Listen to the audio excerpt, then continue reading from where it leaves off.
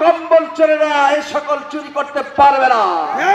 সেজন্যই আগামী দিনে বাংলাদেশে কোরআনুল কারীমের শাসন ব্যবস্থা কায়েম হলে আমরা দৃঢ়তার সাথে বলতে চাই, এদেশে একটি সুশাসন প্রতিষ্ঠিত হবে, একটি কল্যাণকর শাসন ব্যবস্থা কায়েম হবে, ইনসাফপূর্ণ শাসন ব্যবস্থা কায়েম হবে, দুর্নীতি মুক্ত বাংলাদেশ গড়ে উঠবে এবং সন্ত্রাস মুক্ত বাংলাদেশ গড়ে তোলা হবে।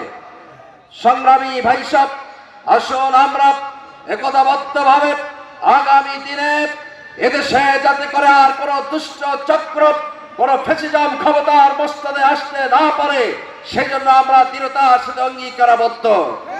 লিল্লাহে তাকবীর, লিল্লাহে তাকবীর।